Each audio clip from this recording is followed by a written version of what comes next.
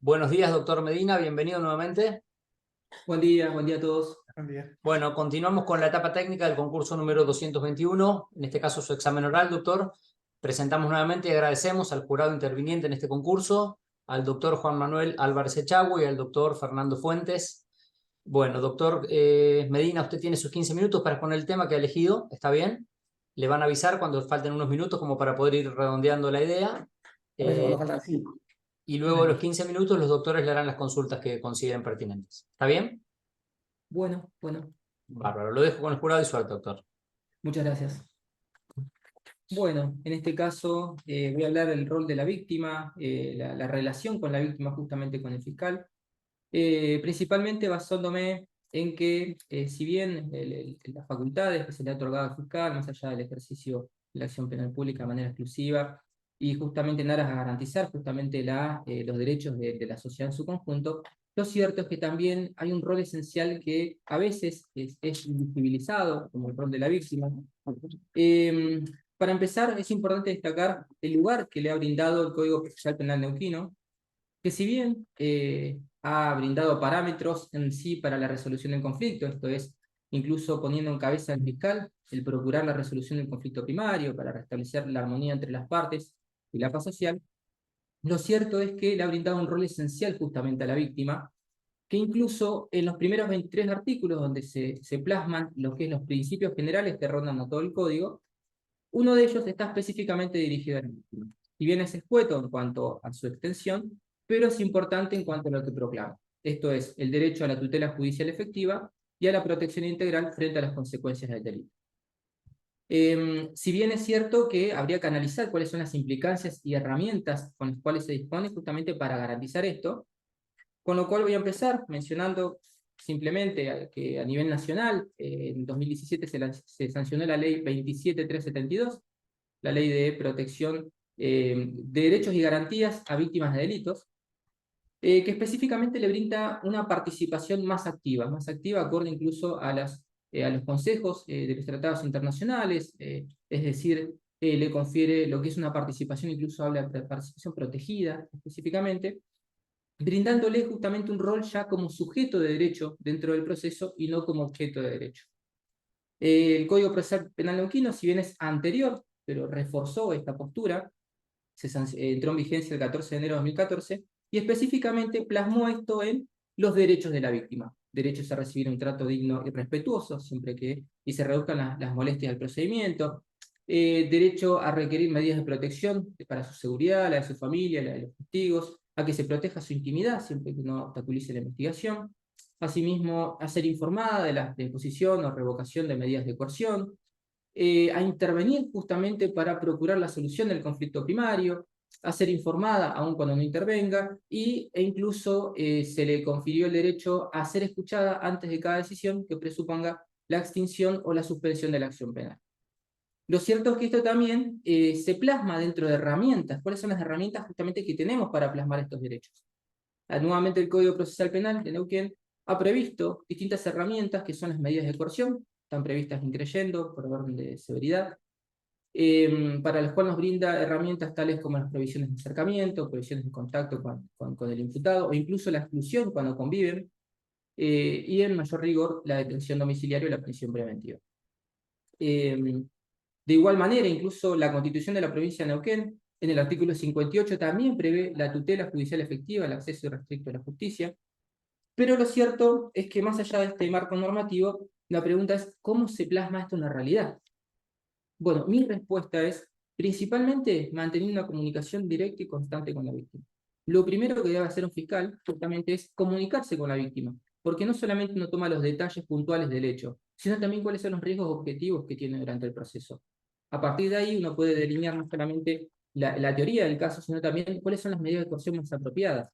Y asimismo también la pretensión penal y cuáles son las posibilidades de resolución. Hay otro punto que es muy importante que las víctimas desconocen en nuestro sistema cómo continúa el proceso. Es importante informarles desde el primer momento cuáles son las posibilidades y las alternativas de resolución para que la víctima, vistas a eso justamente, propenda a cuál es su interés real. Voy a traer un caso justamente para delinear esto, una sentencia del año 2018, esto fue en la ciudad de Cutralcó, donde específicamente esta comunicación con la víctima y qué es lo que y cada víctima, la diferencia, ¿no?, entre cada víctima, lo que pretende o cuál es lo que pretende en la resolución específicamente. Esta sentencia del año 2018 trataba sobre un caso se investigaba un hecho de abuso sexual a una menor de edad, entre los 9 y los 12 años, esto fue entre 2013 y 2016. Presuntamente este abuso sexual fue cometido por su padrastro. En ese momento el imputado estuvo en pareja con su mamá y, aprovechando esta situación de convivencia, realizó tocamientos impúdicos en distintas partes del cuerpo con clara connotación sexual. Fue calificado, bueno, como abuso sexual simple, calificado por la convivencia preexistente, por la situación de guardador y padrastro. Lo cierto es que, en vistas a esto, la defensa plantea la posibilidad de una suspensión de juicio penal. E incluso manifiesta que, por los antecedentes condenatorios que carecía, digamos, el imputado, se cumplían requisitos de admisibilidad y procedencia, con lo cual entendía que se daban las condiciones, pautaba incluso una reparación económica por 3 años de la duración de esta suspensión, de 3.000 pesos por mes para garantizarle los estudios, tratamiento psicológico. Cuando se le brinda la palabra a la Fiscalía, la Fiscalía lo que hace es cederle la palabra al padre, el padre de la víctima, quien dice que, bueno, sí, que se habían comunicado con ellos, que la verdad es que no les convencía demasiado, no estaban muy de acuerdo, pero bueno, que era una solución económica. Incluso se comunicó por Policom porque él no pudo viajar por falta de dinero. Con lo cual, igualmente, bueno, si era la solución, bienvenido sea. Perdón, ¿cuál era la propuesta? ¿Una suspensión de juicio? Una suspensión de juicio a ¿Y era prueba. un abuso sexual? Un abuso Simple. sexual simple, Bien, exactamente. bien, perfecto. Dentro de eso, bueno, se le brinda la palabra a la Defensoría de los Derechos del Niño, que interviene en este caso en calidad de querellante en representación de la menor, que cuenta que en realidad ella se comunicó personalmente con la menor ya de 14 años, para ese entonces, y dijo que nunca había sido escuchada realmente, que la menor estaba sorprendida, que decía no entendía de lo que los adultos estaban decidiendo. En el marco de eso también le manifiesta que sí, le convenía económicamente, pero no, ella prefería justamente que se declarara la responsabilidad de esta persona. Cita incluso normativa internacional, la Convención de los Derechos del Niño, la Ley 2302, hace alusión a que la Fiscalía omitió justamente en su alusión, en sus argumentos, brindar justamente el interés superior al niño, es decir, no mantuvo una comunicación directa, con lo cual entendió que no estaban dados los parámetros, se opuso. La jueza finalmente dio razón a esta pretensión, no concedió. Después de impugnación resolvió que otro juez tomara el caso, se terminó concediendo. Pero lo cierto es que me parece importante destacar esto, justamente la Fiscalía, la comunicación constante y verificar que cada víctima va a pretender una solución distinta. Y que es importante mantener esa comunicación justamente para resguardar esa garantía, ese derecho a ser oído y esa participación activa. De igual manera, sucede muchas veces en caso de violencia sexual contra mujeres o violencia contra las mujeres, que hay que pretender una tutela especial, específicamente para garantizar esta perspectiva de género, y tomar cumplimiento a las obligaciones del Estado que ha asumido por especificidad en la Convención de Belén do Pará, de justamente, no solamente una perspectiva de género, sino también de conferir los derechos de la víctima. Hay otro caso en el cual sucedió una situación contraria, en el año 2022, esto es en el Tribunal de Impugnación, llega una causa a la cual había sido condenado un imputado a 7 años de cumplimiento efectivo por un abuso sexual con acceso carnal. Cuando llega esta causa de impugnación, llega en realidad porque la causa se había iniciado por una mujer que había estado en pareja con este imputado, había tenido familia, se habían separado. En el marco de eso, él un día la va a visitar, la va a ver, y se introduce en la casa, la violenta, la abusa sexualmente. Ella devela incluso esta situación a una psicóloga, la ve un médico forense, bueno, se hacen todos los trabajos de investigación. En base a todas las pruebas reunidas, se llegó a la condena. El detalle es que cuando ella va al juicio a declarar, declara todo lo contrario, es decir, desiste, dice que no, que en realidad fueron consentidas, que no hubo violencia. Pese a esto, el alegato final de la Fiscalía es contrario, es decir, mantiene la postura inicial de la denuncia. El tribunal le da razón e impone 7 años de cumplimiento efectivo. Contra todo esto, bueno, la defensa presenta los agravios, dice que en realidad se revictimizaba justamente a la víctima, que la víctima había blindado la declaración contradictoria. De igual manera, la revelación por parte del el relevo del secreto profesional, porque la psicóloga, cuando declara, lo hace relevada a petición de la propia Fiscalía y avalado por el tribunal, no por la víctima. Justo termino. No. Así, es para que lo regule, nada más. Sí, que te administre. Y bueno, lo releva el secreto profesional, que esto es interesante porque la Fiscalía, cuando se le consulta sobre esto, la impugnación manifiesta, bueno, el Código de Ética previene justamente estas situaciones para cuando se pondera la comisión de un nuevo delito, esto es, o para garantizar la no impunidad de un delito. Es decir, si no relevábamos del secreto profesional a la psicóloga, estábamos en riesgo justamente de garantizar la impunidad ante un delito. Asimismo, incluso impugnación le da razón, porque la misma Fiscalía había tomado declaración incluso al contexto de la víctima, la propia madre, quien comentó que había sufrido abusos sexuales, la hija, que tenía maltratos, que se iba cotidianamente de la casa, se iba porque la golpeaba, lo cual justamente fue oído personalmente por la propia Fiscalía, que trabajó incluso con la propia víctima, por eso comprendió que había un índice alto de vulnerabilidad, exactamente dijo que había una triple vulnerabilidad, destacó que en este caso había no solamente una dependencia económica y emocional hacia el imputado, porque era padre de la víctima, había una situación de violencia de género, que incluso había sentimientos de culpa porque era una localidad muy chica del interior, donde la víctima tenía contacto directo con la familia del imputado. Es decir, le reprochaban constantemente, los hijos le reprochaban esta situación justamente por la denuncia contra su padre, con lo cual entiendo que bueno, la Fiscalía tomó esta postura rígida, en cierta forma, pero avalada por la ley 26485, aplicó la Convención de Belén do Pará, entendiendo que había una vulnerabilidad que significaba esa retractación al momento del juicio y que por eso mantenía firme la acusación inicial a partir de la denuncia. Impugnación finalmente confirma tanto la condena a 7 años de cumplimiento efectivo, confirma incluso que no había la no nulidad, o que había sido de manera legal, digamos, y razonada el relevamiento del secreto profesional. Incluso la defensa en su momento había planteado la imposición de 3 años de pena en suspenso, porque había dicho que la víctima no quería que vaya preso, que, bueno, en fin, lo cierto es que lo que yo quería relevar con estos dos fallos, que me parecieron importantes justamente para demostrar esto, es la diferencia de cada víctima, cada pretensión penal y cuál es la solución justamente que yo entiendo que se hace a través de la comunicación directa. Y la fiscalía representa los, perdón, el tiempo estamos bien, ¿no? Sí, sí, terminó. ¿Representa los intereses de quién, en tu criterio? ¿Gestiona qué intereses? En palabras de Binder vamos a hablar de gestión. Para mí son los intereses bueno, de la sociedad y de la propia víctima. Ujú. Debe hacer un equilibrio justamente para no vulnerar ninguna de las garantías de las dos partes. Lo cierto es que, si bien durante el proceso penal, y esto es histórico, el sistema penal se ha apropiado justamente del conflicto, separando a la víctima de esta situación, por eso la víctima nunca tuvo en los últimos tiempos un rol de sujeto procesal, específicamente, más allá de que cuando se pueda constituir como querellante, pero lo cierto es que había sido una parte olvidada del código. También es cierto que muchas veces, si bien la sociedad y la administración de justicia están en pugna, y es eso lo que la fiscalía en cierta forma representa, lo cierto es que me parece que hay que hacer un equilibrio perfecto como para poder garantizar que esa persona que ha sido ofendida directamente por el delito, o incluso las víctimas sobrevivientes indirectas en caso de homicidios y femicidios, deben garantizársele la oportunidad de una participación activa.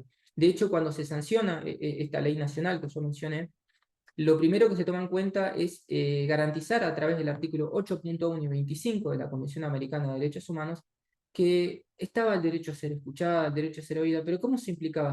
¿Qué llevabas a la práctica? Porque la participación era, pero realmente no era activa por un lado, porque no era considerado un sujeto procesal, y por el otro lado tampoco estaba protegida debidamente como para poder continuar el proceso.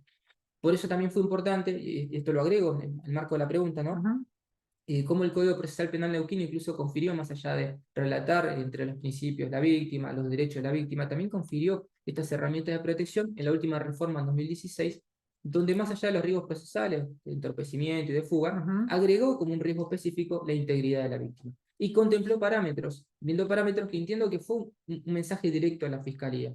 Estos parámetros de atentados, hechos violentos, amenazas contra la víctima previas, asimismo de incumplimientos de otras medidas de coerción, es una manera conglobada de cerrar, porque incluso menciona la ley 2785, 2786 de violencia familiar, de violencia contra la mujer, que entiendo que es un mensaje como para entender que no solamente atiene a la víctima muchas veces y en determinados delitos al ámbito penal, sino también hay que prestar atención al resto de los fueros, al resto de los antecedentes previos para poder configurar de por sí una teoría del caso apropiada y garantizarle también a la víctima ser oída y saber responder a qué es lo que realmente necesita. Bien.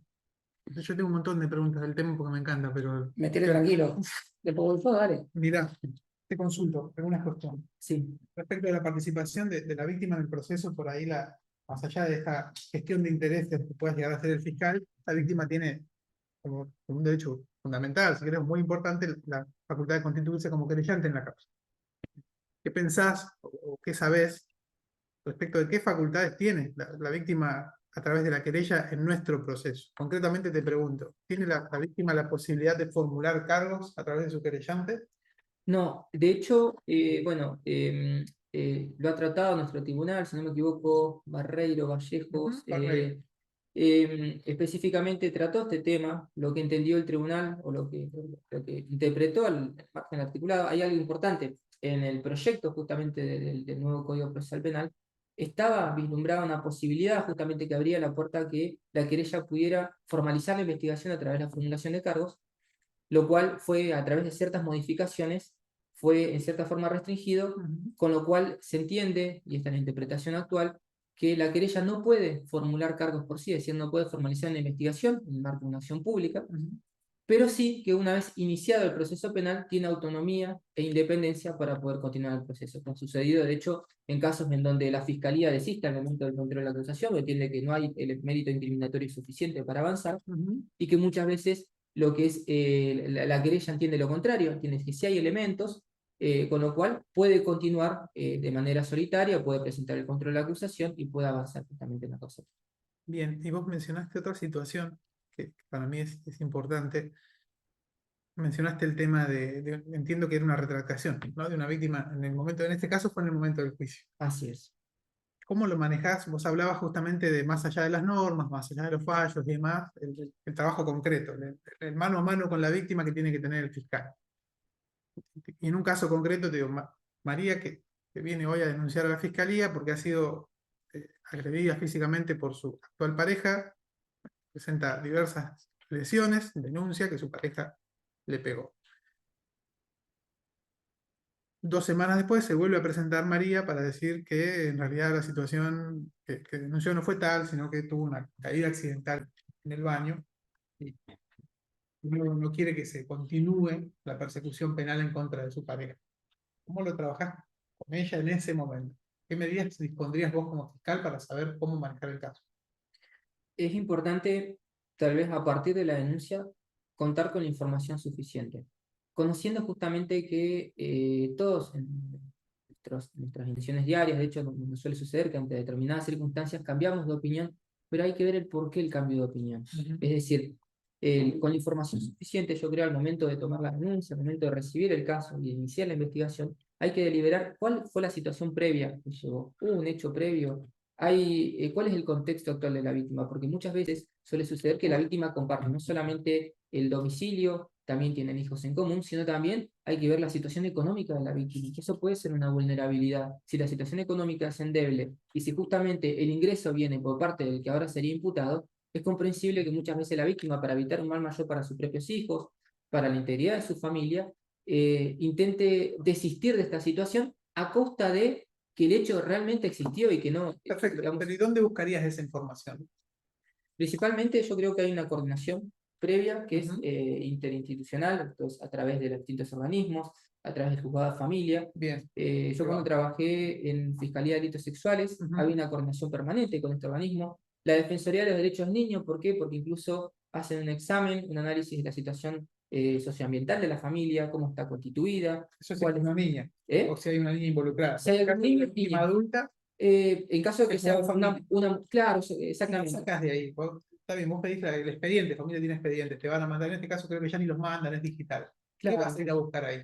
Para mí es importante la existencia de hechos previos, Bien. de situaciones previas que haya padecido la víctima, así sean hechos que no hayan repercutido de manera penal, es decir, que no hayan tenido elementos suficientes para continuar, pero... Y también me parece importante ver el contexto de la víctima. Es decir, si se le ha entrevistado, si se conoce cuál es su Bien. situación familiar, su situación de contexto, la casa, con quién vive. ¿Y qué otra cosa hace familia que lo tiene como regla dentro de su procedimiento? Que a vos te puede aportar información importante en una situación como la que yo te describo.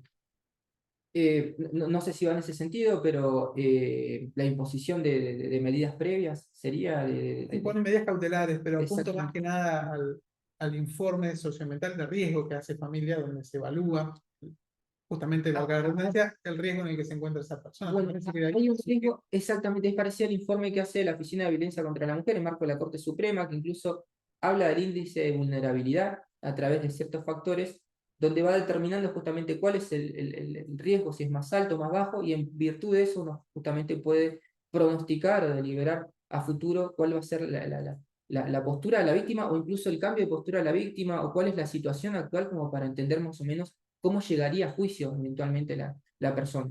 Bien, supongamos que en ese caso, en el de María, el informe de riesgo es un riesgo medio alto y ella insiste con que no quiere continuar la causa penal.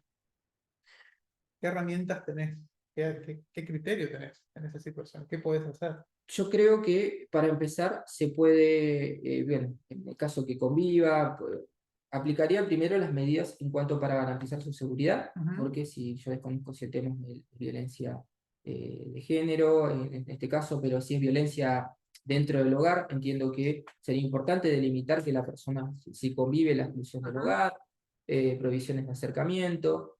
Asimismo, me parece importante que a veces también la Fiscalía, y esto lo he visto por ahí en la Fiscalía de Delitos Sexuales en su momento, prever la posibilidad de asistencia a través de otros organismos del Estado, justamente porque puede pasar esto también.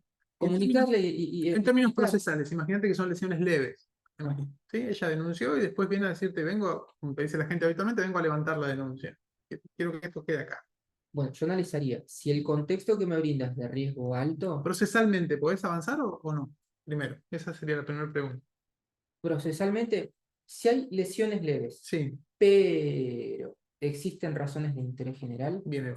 el Código Penal incluso me habilita a continuar la investigación de oficio, porque justamente esa es una de las excepciones que prevé la instancia privada. Dentro del artículo Bien. 72 incluso está replicado en el propio Código Procesal Penal en la articulación. Perfecto. Yo estoy. Bien, vamos a ver, dentro de los mecanismos de extinción de la acción penal que regula el Código Penal en el artículo 59, hay algunos que son de fondo, digamos, y otros que son procesales. ¿Cuáles son esos y qué consideración tenés respecto a la Respecto a las causales de sobreseimiento. de extinción de la acción penal? De la extinción de la acción Sí. penal. Ah, está bien. Bueno, a ver, dentro del Código Penal está regulado principalmente la, digamos, muerte, amnistía. Lo cierto que está la prescripción, incluso está prevista la renuncia, con este en el caso de la acción privada. Lo interesante de eso es que en la reforma que se le hizo, se agregó los criterios de oportunidad. Dentro de los criterios de oportunidad, habría una posibilidad, habría una puerta justamente que está, de hecho, legislada, esto tiene que ver más que nada con las competencias, ¿no? Dentro del Código Procesal Penal Neuquino, donde nos provee justamente una herramienta que es muy utilizada en la Fiscalía. De hecho, yo Perdón, actualmente... Sí, me quiero quedar sí, sí. no con el Código Procesal neuquino solamente, sino con el contenido de estas normas del Código Penal Ajá.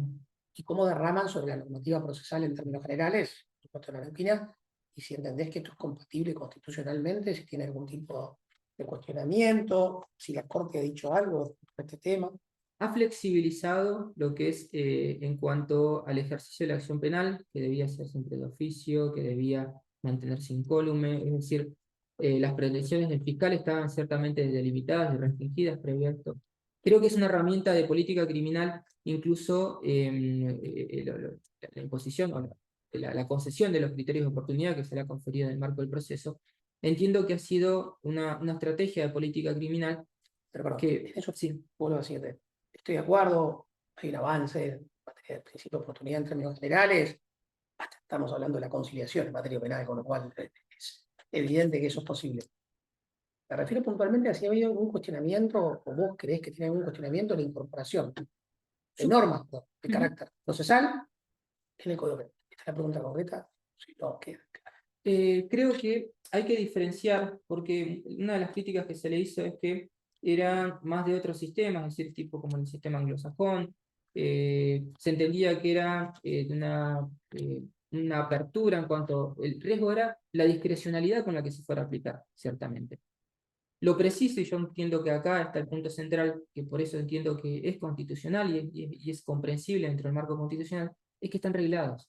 Es decir, provee los criterios de oportunidad, pero asimismo brinda la oportunidad de que estén siempre en el marco o un parámetro del respeto del principio de legalidad. De que estén regladas las posibilidades y cuáles son No las me está circunstancias respondiendo a lo que objetivas. le pregunto. No me está respondiendo. Pero bueno, más claro creo que no puedo ser. Digo, ¿cómo ves la incorporación de reglas procesales en el Código Penal? Yo lo veo como respetuoso del sistema de legalidad, entendiendo que ha sido... Pero el problema no es legalidad ahí.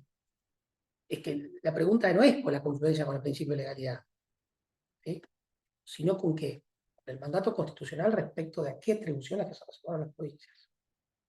Bueno, es cierto, esto fue el fallo Price, de hecho legisló que en realidad... O sea, el fallo Price y el fallo local, digamos, que replica la doctrina de la Corte de Price, está vinculado a la prescripción, ¿no? Está vinculado a la prescripción. Es cierto, sí, sí. Con lo cual, no voy al ámbito de la prescripción, sino voy a una cuestión vinculada a las otras características previas donde la Corte ya se pidió, en la causa Berbisky, para ser más claro, en la causa Berbisky la Corte ha establecido un parámetro que puede ser cuestionable, ¿no? De hecho, Raúl lo sigue cuestionando, Raúl Safoni también, respecto de estas atribuciones. Entonces, la pregunta concreta es tu posición respecto de esta cuestión.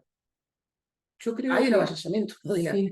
de la reserva de las provincias. ¿Quería procesar? Yo creo que debe ser, yo en cuanto a una postura personal, yo creo que debe ser una facultad, justamente una potestad propia de las provincias, la posibilidad de legislar de acuerdo a cuáles son los modos y los procedimientos. A ver, yo entiendo el cuestionamiento que se da a nivel general, este cuestionamiento de que es cierto que hay que buscar el equilibrio, ¿por qué? Porque sucede que si una provincia de golpe legisla de una manera en la cual dependiendo el trámite del proceso, pueda culminar en un sobreseimiento y en la provincia vecina puede culminar en un sentido opuesto, justamente que provoca una inseguridad jurídica. Eso lo comprendo. Pero sí, yo creo que es importante delimitar esta facultad que tienen las provincias de poder legislar sus modos, sus procedimientos, sus propias causales en cuanto a la forma de llevar el ejercicio de la acción pública, porque entiendo que cuando el legislador originario previó esta situación, lo que previó específicamente fue que hubiera un conjunto, un catálogo de delitos y penas que estuviera uniforme a nivel nacional. Ahora, creo que fue claro cuando delimitó y dijo, está bien, vamos a tener un catálogo que va a ser único, que cometer un hecho sea lo mismo un delito en un punto del país como en otro, pero lo cierto es que también entiendo, y yo creo que esto viene desde el legislador en su concepción original, entiendo que la intención o el espíritu de la norma ha sido justamente facultar a que cada provincia pueda llevar a instar los procesos de manera diferenciada. También lo que entiendo es que tiene que también tener sus fundamentos, tener ha pasado, bueno, el fallo Price, justamente que sucedió y es cierto que es muy aplicable a la provincia de Neuquén, teniendo en cuenta, bueno, que el código de la provincia de Neuquén fue justamente tomado en su origen a través del Código Procesal Penal del Chubut, más allá de las diferencias que luego diagramaron los legisladores, ¿no? Y de hecho se replicó luego en Río Negro y en otras provincias, pero lo cierto es que, en mi entender,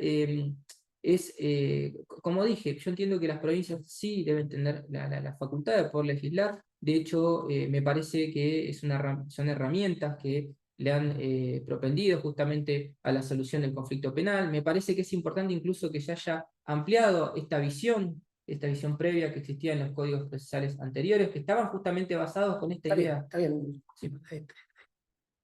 Yo no tengo No, yo tampoco. Agradecemos. Muchísimas gracias. Bueno, muchísimas Gracias. gracias. Chao. Chao. Hasta luego. Muchas gracias, un gusto. Hasta luego.